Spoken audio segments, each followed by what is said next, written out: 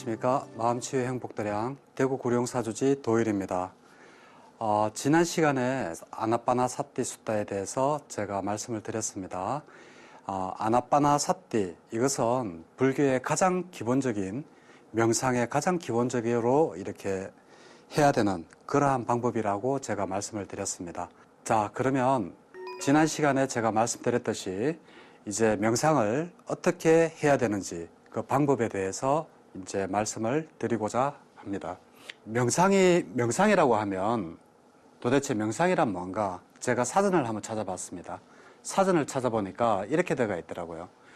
눈을 감고 차분한 마음으로 깊이 생각하는 행위, 이렇게 사전에는 돼 있다는 것만 아시고, 사실은 명상은 이런 의미 플러스 더 깊은 의미가 있다는 것을 아시면 되겠습니다.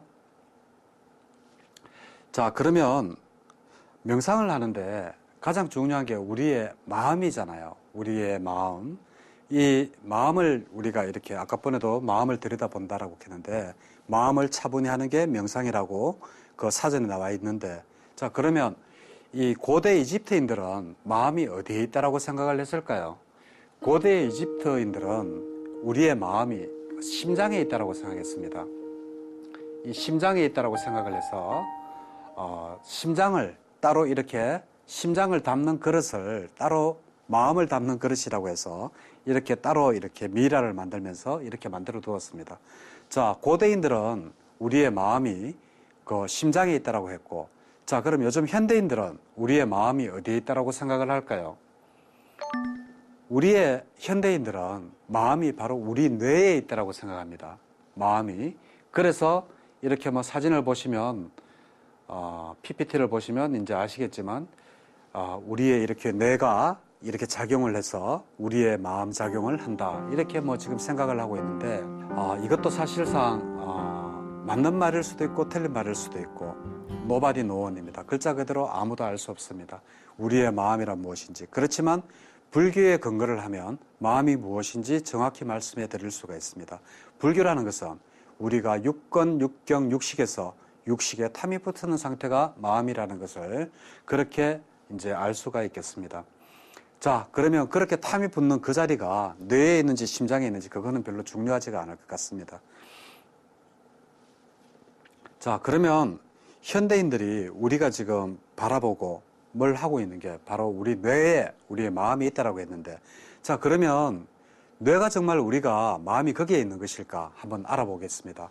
자, 그러면 우리가 사물을 바라볼 때 제가 지금 이렇게 앞에 이렇게 바라보지만 이렇게 이것이 진실인지 거짓인지 그것이 사실상 궁금하죠.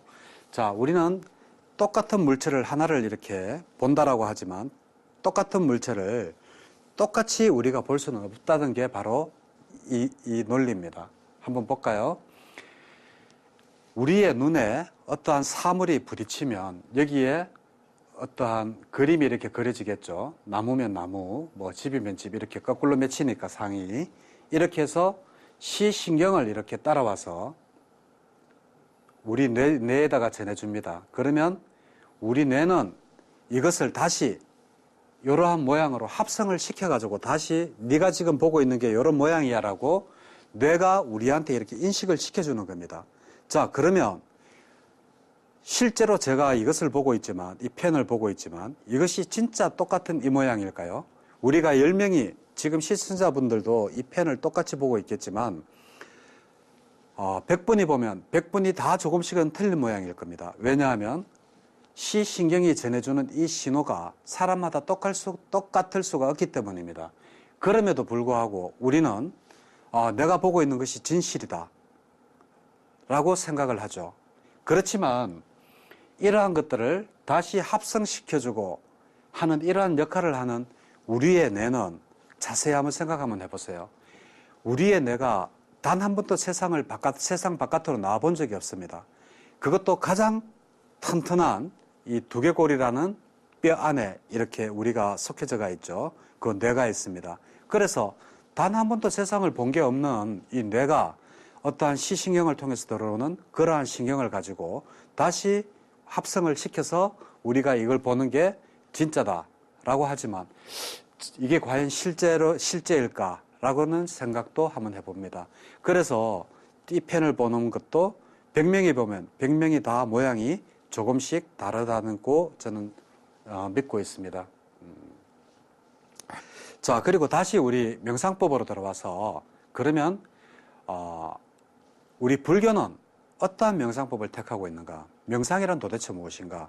그리고 어떻게 해야 되는가? 그러면 우선 불교에서는 명상을 크게 두 가지로 나눕니다.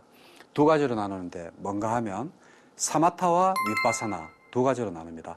사마타는 뭔가 고도의 집중을 통해서 삼매, 선정에 드는 겁니다. 그래서 한문으로는 거칠지자를 써서 번뇌를 쉰다라고 해서 거칠지자를 적었고, 그리고 위파사나는 바로 위, 여러 갈래라는 뜻이라 그랬죠. 위, 빠사나가 본다라는 뜻입니다. 그래서 여러 갈래로 다양하게 본다라는 게 바로 위파사나 수행법입니다. 그게 바로 아까 번에 지난 시간에 말씀드렸던 그 아나파나사티에서 우리 네 군데를 보라 그랬죠. 그것이 바로 뭐라고요? 사념처라 그랬는데 이 사념처가 어디 네 군데를 보라고요? 몸, 느낌, 마음, 법. 법은 여기에서 법은 모든 것이라 그랬습니다. 모든 것인데 여기에서 봐야 될 게 뭐가 있다고요? 바로 무상을 바라봐라. 이게 바로 지난번 시간에 했던 아나파나사티 수타의 핵심이었습니다. 그죠? 그리고 이러한 사념처를 지속적으로 알아차림함으로써 네가 칠각지가 찾아올 거고 그 칠각지를 통해서 네가 깨달음을 얻을 수 있다는 게 아나파나사티 수타의 핵심이었습니다. 부처님께서 해전날 특별 법문을 하시는 게 바로 아나파나사티였습니다. 자, 그러면 이 불교의 명상법은 크게 두 가지, 위파사나와 사마타 이 두 가지밖에 없느냐? 예, 그렇습니다. 사실은 이 두 가지가 가장 크고 그 나머지 이제 뭐 부정관 수행이라든지 뭐 여러 가지 자비관이라든지 여러 가지 수행법이 있습니다만 그것도 이 범주에서 벗어날 수가 없습니다. 왜? 전부 다 알아차림을 해야 되고 그리고 집중을 해야 되기 때문에 그렇습니다. 그래서 마하사티 빠따나숫다 대념처경 우리 수행하는 데 있어서는 이거 이상의 좋은 길잡이가 없다라고 하는 경이죠. 대념처경 마하사티 빠따나숫다에 보면 중요한 이야기가 나와 있습니다. 그게 뭔가 하면 This is the only way입니다. only. 이 only자가 없으면 그렇게 중요한 말이 되지가 않는데 이 only가 있기 때문에 굉장히 중요한 말이 됩니다. 오직 이 방법만이 attained nirvana 열반에 이르는 유일한 길이다 라고 이야기를 했기 때문에 마하사티 빠따나숫다에 나와 있는 말입니다. 그래서 우리가 위파사나와 사마타를 통하지 않고는 이 깨달음의 해탈에 갈 수 없다. 이것이 바로 대념처경에서 나와 있는 This is the only way to attain the nirvana. 바로 이 말입니다. 그래서 이 only라는 말 때문에 위파사나의 중요성, 알아차림의 중요성. 그래서 알아차림이 비록 이 사띠라는 말이 되지만 사띠라는 이러한 말도 되지만 빠사나 이것도 본다라는 뜻으로 이것도 관을 적어서 알아차림이라는 말도 됩니다.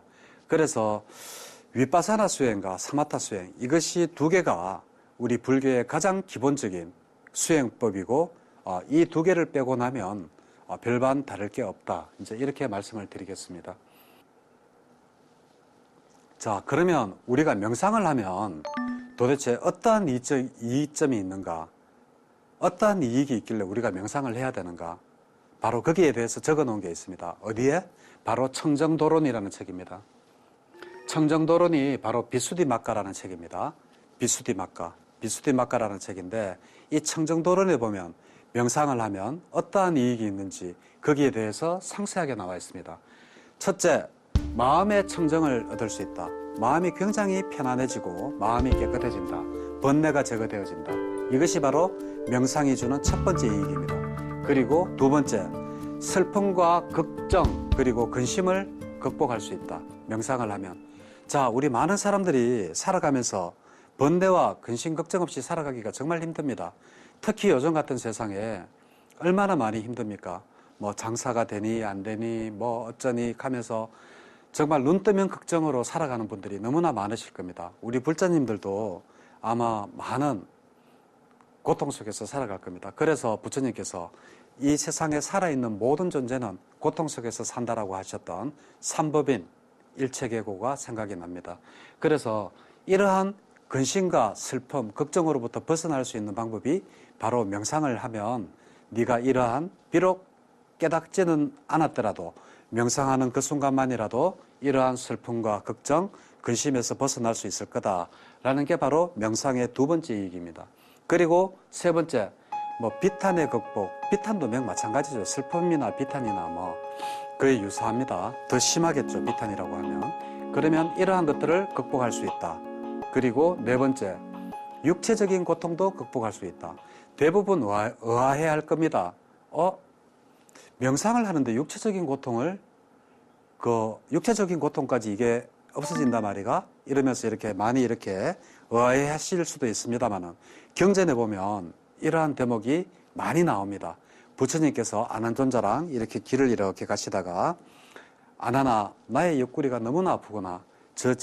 저기에다가 나의 방석을 깔아라. 자복을 깔아라. 이제 이렇게 이야기를 하십니다. 이제 그러한 대목이 나오는데 그게 중요한 게 아니고 그러한 고통이 왔을 때 부처님이 어떠한 행위를 하셨느냐죠.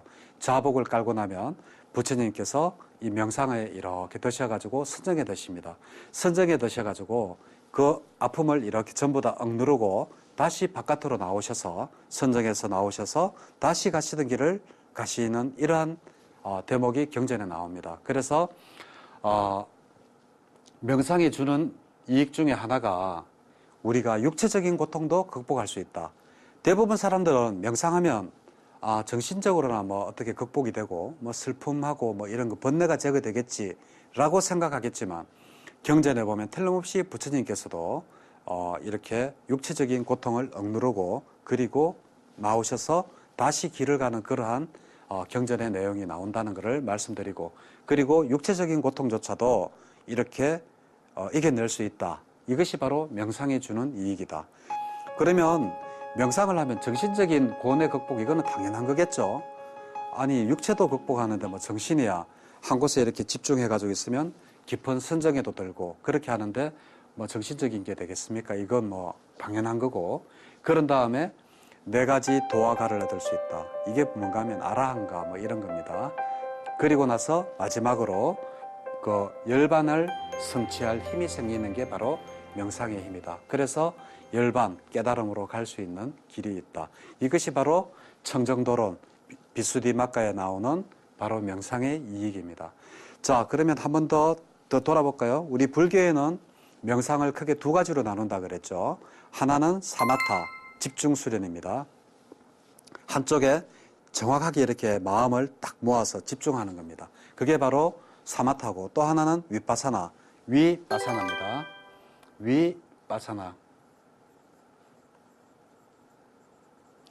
비록 띄었지만 같이 붙여서 그냥 위파사나 하는데 이게 바로 베리어스 웨이.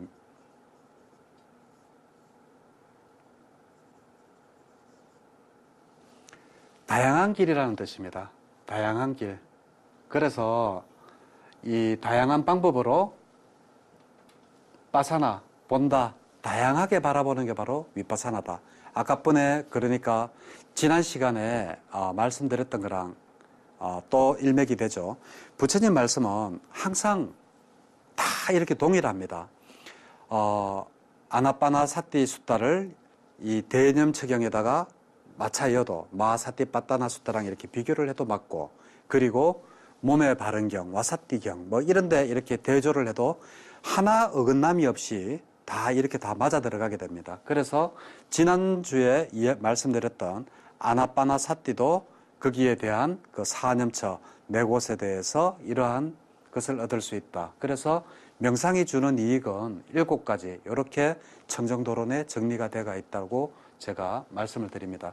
그 중에 특이한 것은 육체적인 것도 우리가 명상을 통해서 극복할 수 있다. 꼭 정신적인 부분만이 아니고, 예. 특히 부처님께서 먼 길을 가실 때 이제 자주 이제 한번 사용을 하셨다. 이제 그렇게 되겠습니다. 자, 그러면 이제 명상을 하는데 명상하는 법이 도대체 뭐가 있느냐? 자, 우리 불교에서 좌선하는 방법은 크게 세 가지가 있습니다. 첫 번째 좌선, 두 번째 행선, 세 번째 와선입니다. 와선은 뭔가 하면 바로 누울 와자입니다. 그래서 누워서 하는 게 바로 와선입니다. 하는 방법에 대해서는 다음 차트를 보고 제가 자선부터 앉아서 이야기를 하겠습니다.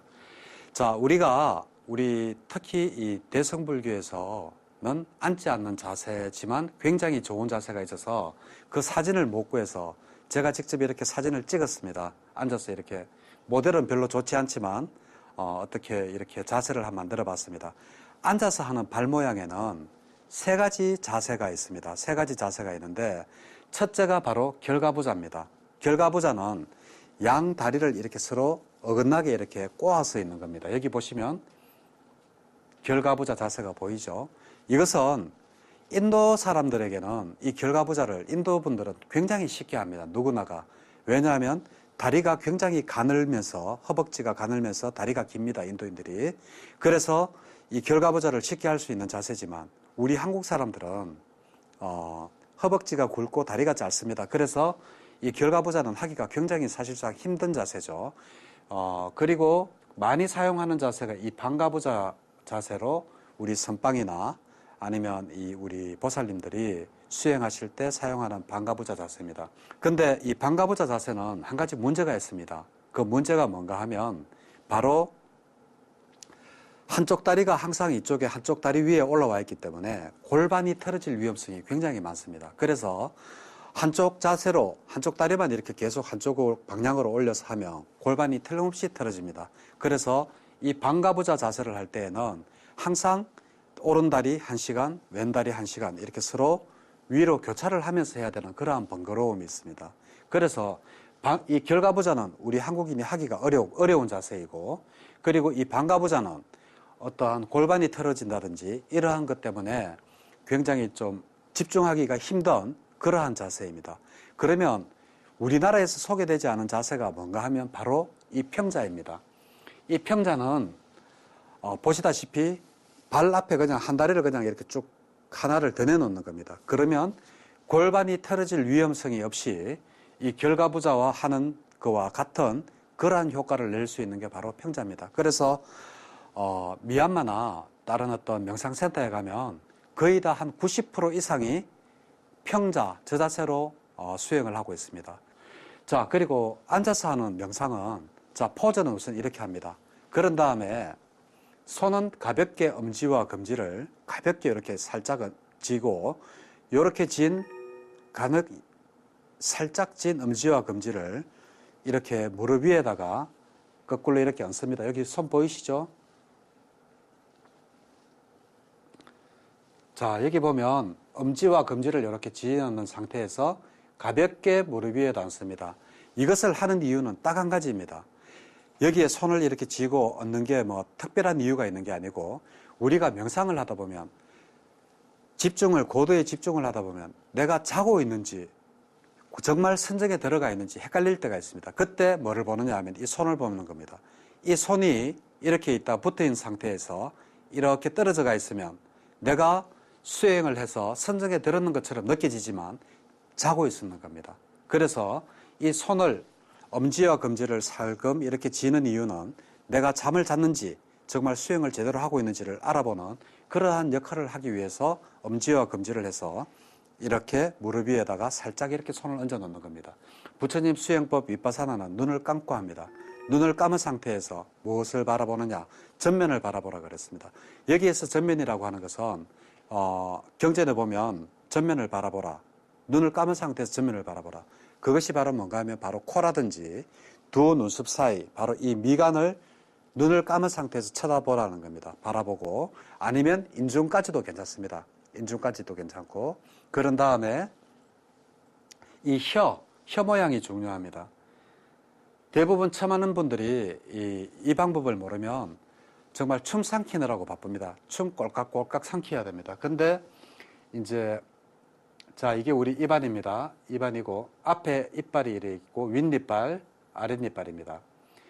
자, 혀가 여기에 이렇게 있습니다. 있으면 이 혀를 어디다가 어떻게 부착을 시켜야 되는가 하면 바로 이 부분 윗니빨 바로 뒤쪽에다가 혀를 이렇게 딱 가볍게 이렇게 갖다 대는 겁니다. 가볍게 갖다 대면 어떻게 되느냐. 침을 이렇게 일부러 명상하면서 꼴깍꼴깍 삼키지 않더라도 자동적으로 침이 고이지 않고 저절로 이렇게 내려갑니다. 한번 해보시면 신기합니다.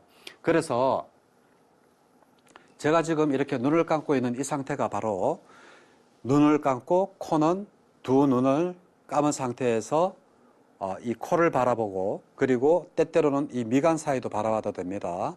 아니면 인중을 바라봐도 되고 이 상태에서 혀는 바로 위에 윗니빨 뒤쪽에다가 이렇게 가볍게 갖다 붙인 이러한 상태가 바로 좌선을 하는 올바른 포즈입니다. 이 상태에서 이제 코에다가 이제 집중을 하는 거죠. 뭐에다가? 아나빠나사티에다가 들숨 날숨에다가 집중을 하는 겁니다. 들숨 날숨을 집중을 하면서 아나빠나사티경에서 뭐라 그랬습니까? 신수신법 네 군데다가 집중을 하라 그랬지 않습니까? 그런데 우리가 가장 집중하기가 쉬운 게 어디 부분이겠습니까? 우리는 항상 호흡을 하면 배가 일어났다 사라졌다. 배가 이렇게 움직입니다. 그래서 여기다가 집중을 하면 가장 쉽다. 그것을 발견하신 분이 누구냐 하면 바로 마하시 스님입니다. 그래서 이 배를 보고 수행하는 방법이 바로 미얀마의 마하시 수련법이라고 하기도 하고 대부분 마하시 스님을 따라서 요즘은 전부 다 배를 바라보는 그러니까 신수신법에서 몸을 바라보는 수행법을 가장 많이 하고 있습니다. 저도 지금 여기 앉아 있지만 앉아서 뭘 하겠습니까? 이 배가 움직이는 걸 관찰을 하고 있는 그러한 자세겠죠. 또 하나 자세가 있습니다. 꼭 배를 안 바라보더라도 예를 들면 호흡을 통해서 바람이 어디까지 들어오는지 그것을 관찰해도 됩니다. 왜?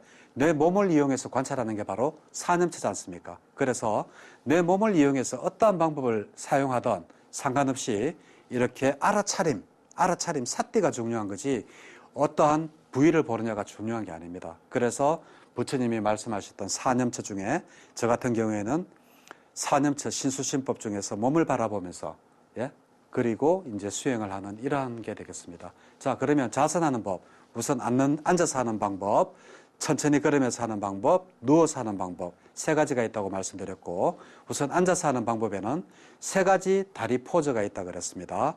다리를 포즈가 있는데 결가부자와 반가부자 그리고 평자가 있는데 제 개인적으로는 평자를 권합니다. 왜냐하면 결가부자는 우리 한국인들에게 하기 어려운 자세이고 그리고 반가부자는 골반이 틀어질 위험성이 굉장히 많은 자세입니다. 그리고 평자는 하기도 쉬우면서 이 결가부자와 같은 이러한 효과를 낼 수 있는 자세가 바로 평자이기 때문입니다. 그래서 남방불교 스님들은 거의 다 한 90% 이상, 거의 한 100%라고 말해도 될 정도로 저렇게 평자 자세를 취하고 있습니다. 자, 이제 행선을 하겠습니다. 행선은 좌선에서는 제가 이제 그러한 포즈로 해서 이제 몸을 관찰하든지 사념처 그 네 군데 중에 한 군데를 관찰을 하면 된다라고 했습니다. 그럼 행선은 어떻게 하는가 하면 행선도 똑같습니다. 행선의 주 목적은 역시 알아차림입니다. 알아차림. 무엇을 알아차리느냐? 앉아있는 대신에 천천히 걸으면서 내 몸이 어떻게 변하는가를 알아차리면 됩니다. 예를 들면 자, 우리가 걸음을 걸으려고 하면 자, 한쪽 다리가 뒤꿈치부터 들리겠죠? 그러면 뒤꿈치가 들림을 알아차리고 그리고 다리가 들리면 다리가 들림을 알아차리고 그럼 걸으려고 하면 다리가 앞으로 또 내밀지 않습니까? 그러면 다리를 또 내미는 걸 알아차리고 그리고 또 다리가 또 앞으로 이렇게 뒤꿈치부터 닿으면 뒤꿈치가 닿음을 알아차리고 또 반대로 또 앞걸음을 걸으려고 하면 또 뒤꿈치가 들리고 또 다리가 들리고 하면서 내 몸이 움직이면서 천천히 걸으면서 일어나는 모든 동작들 하나하나를 놓치지 않고 알아차림하는 것. 그것이 바로 행선의 가장 중요한 키포인트입니다. 그래서 우리 한국에서는 거의 다 좌선이 최고다라고 생각을 하지만 사실상 다른 나라 이렇게 스님들이나 다른 이 메디테이션 센터에 가보면 행선도 굉장히 많이들 합니다. 그 부처님도 항상 계셨던데 부처님 깨달았고 난 다음에 계셨던 보드가다 옆에도 부처님이 경영하셨던 곳이 계셨죠. 그리고 기원정사에도 부처님이 경영하는, 비록 사이즈는 작지만 경영하는 장소가 있었던 만큼 그럴 정도로 경영도 이 수행에 굉장히 도움이 된다라는 것을 말씀드립니다. 그래서 이 행선으로 유명하신 분이 한 분이 계십니다. 세계적으로 유명한 스님이신데 우리나라에도 한 몇 번 오셨죠. 왜 앵그리 그래가지고 화라는 책도 썼었고, 그리고 틱나간 스님입니다. 이 틱나간 스님은 지금 현재 프랑스에 계십니다. 프랑스에 계시는데 베트남하고 베트콩하고 전쟁할 당시에 이 틱나간 스님은 미국에서 계셨습니다. 그러면서 베트남을 적극적으로 지지를 해서 지금 월맹, 그러니까 베트콩이 지금 베트남을 지금 통일을 시켰잖아요. 베트남이 공산화되고 난 다음에 이 틱나간 스님이 베트남에 갈 수가 없는 겁니다. 그래서 프랑스에 사는 한 백작이 이 틱나간 스님 보고 자네는 고향으로, 스님은 고향으로 돌아가지도 못하고 하니까 내가 프랑스에 땅이 좀 많다. 그래서 내가 땅을 줄 테니까 거기 가서 프랑스에서 수행을 하면서 사시는 건 어떻게 하느냐. 이제 이렇게 이제 이야기를 한 겁니다. 그래서 이 틱나간 스님이 그래 좋다 그러면서 감사히 받겠다 그러고 그 땅을 이제 받아서 거기다가 푸른빌리지라는 마을을 짓습니다. 거기에서 푸른빌리지에서 이렇게 전 세계, 지금 현재는 푸른빌리지가 한 개가 아니고 푸른빌리지 마을이 세 군데나 이렇게 확장이 됐습니다. 그만큼 1년에 한 2만 명 정도의 사람이 왔다 간답니다. 그럴 정도로 지금은 이 행선으로 아주 유명한 장소가 됐죠. 윗바사나 하는 것 중에서 좌선보다는 행선을 아주 위주로 가르치는 스님이 바로 이 틱나간 스님이십니다. 지금은 연세가 90세가 넘으셨습니다. 그런데도 불구하고 아직도 우리나라에도 몇 년 전에 왔다 가시고 아주 왕성하게 다니시고 활동하시는 스님이시죠. 자, 여기가 바로 프랑스의 푸른빌리지입니다. 플럼이 바로 자두라는 겁니다. 그래서 이 마을을 보고 자두마을이라 그럽니다. 자두마을. 그래서 이 푸른빌리지에서 많은 외국인들이 오면 이렇게 틱나간 스님과 함께 경행을 합니다. 영국이나 프랑스 이렇게 가보면 거의 산이 없습니다. 산이 없고 언덕처럼 이렇게 아름답습니다. 하여튼. 그리고 이 잔디도 언제든지 이 잔디가 있고 가는 곳마다 잔디가 있습니다. 그래서 우리나라에서는 잔디를 키우려면 일부러 많은 공을 들여야지 잔디지만 뭐 영국이나 프랑스 이쪽은 가면 그냥 들판에 그냥 잔디입니다.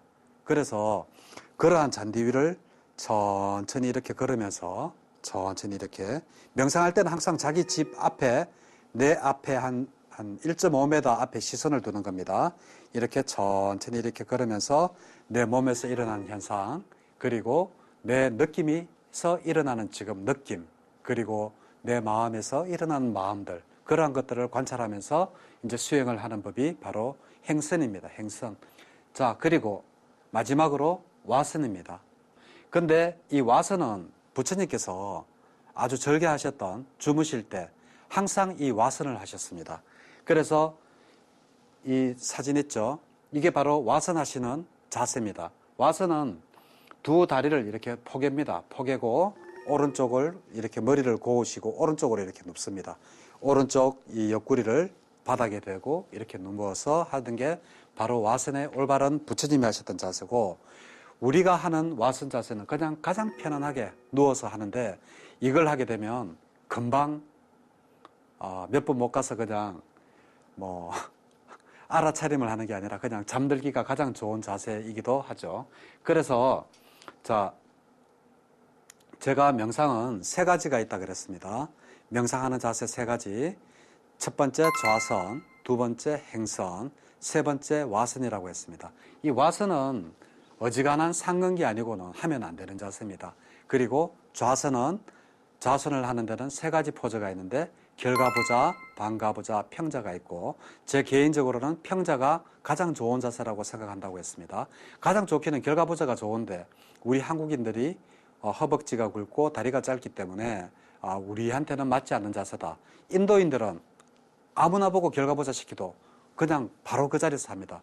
그렇지만 우리들은 하기가 힘든 자세이기 때문에 쉬우면서도 결과부자와 같은 효과를 낼 수 있는 평자를 권했고, 하는 방법으로서는 눈을 감고 코나 두 미간 사이를 바라보면서 알아차림을, 끊임없는 알아차림을 한다. 어디를? 신수신법, 사념처, 부처님이 말씀하셨던 공전, 경전 곳곳에서 말씀하셨던 그 네 군데를 알아차림을 하면서 이제 수행을 해야 된다. 그게 바로 자선이고, 행선은 행선으로 지금 가장 유명한 그 프랑스의 프롬빌리지를 소개를 하면서 틱낙한 스님도 말씀을 드렸습니다.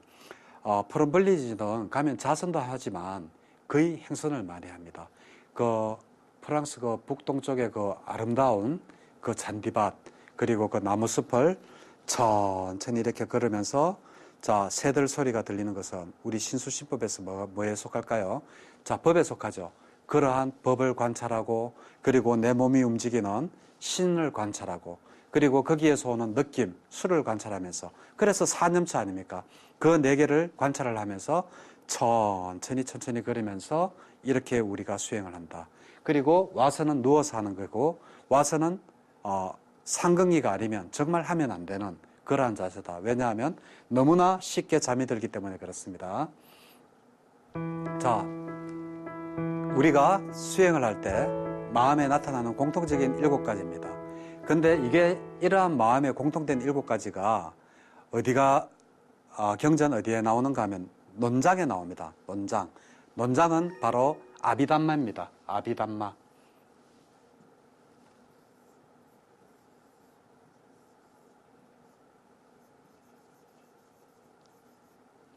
자, 아비라는 말이 아비, 담마 두 개가 합쳐진 게 바로 우리가 왜 경률론 3장이라 그러지 않습니까?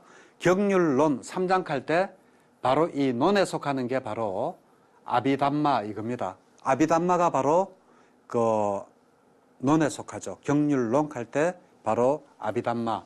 아비라는 말이 빨리어로 뭔가 하면 엑셀런트입니다. 엑셀런트가 뭔가 하면 뛰어난이라는 뜻입니다. 뛰어난 담마, 부처님의 가르침. 그게 바로 논장입니다. 우리가 경률론 3장까지만 논장이 뭐지? 논에 대해서 사실 뭐 궁금해 하셨는 분들도 있겠지만 거의다가 경장, 우리 경전 이야기만 했지 논장 이야기는 하지 않은 걸로 압니다. 근데 이러한 논장이 바로 아비담마입니다. 아비담마. 여기에 보면 우리 마음에 공통된 7가지 뭘 할 때? 명상을 할 때 우리 마음에 공통된 7가지 바로 이러한 마음들이 일어난다. 뭐? 이러한 느낌들이 일어난다라고 하는 공통된 마음이 일어난다. 그것이 어디에 있다고요? 바로 아비담마 논장에 나와 있는 말이다. 이렇게 되겠습니다. 자, 오늘 지난주에 아비담마를 아나파나사티 숫다를 했기 때문에 이거 어떻게 하는지 그 방법에 대해서 한 번은 말씀을 드려야 되겠다라고 생각을 하고 오늘 명상하는 자세 그리고 하는 방법에 대해서 말씀을 드리고, 그리고 청정도론에 나오는 7가지 명상에 대한 이익, 그 중에서 한 가지 특이한 게 있었죠. 명상을 통해서 우리가 정신적인 고통뿐만이 아니고 육체적인 고통도 벗어날 수 있다는 거. 정말 그래서 우리의 병도 어떻게 보면 명상을 통해서 고칠 수 있다. 그래서 그걸 이용한 게 MBSR 카바찐이라는 사람이 만든 게 MBSR 그게 아닌가라고도 생각이 듭니다. 자, 명상하시는데 어떻게 조금 좀 도움이 되었으면 좋겠다고 생각을 하고, 혹시라도 또 명상에 부족한 점이 있다면 제가 또 앞으로 수업을 더 하면서 앞으로 뭐 마사티바타나 수타라든지 대념체경 이런 거는 꼭 우리가 알고 넘어가야 될 경전이기 때문에 그때 제가 다시 한번 더 요약을 드리기로 하고, 오늘 명상에 대해서는 이것으로 마치도록 하겠습니다. 감사합니다.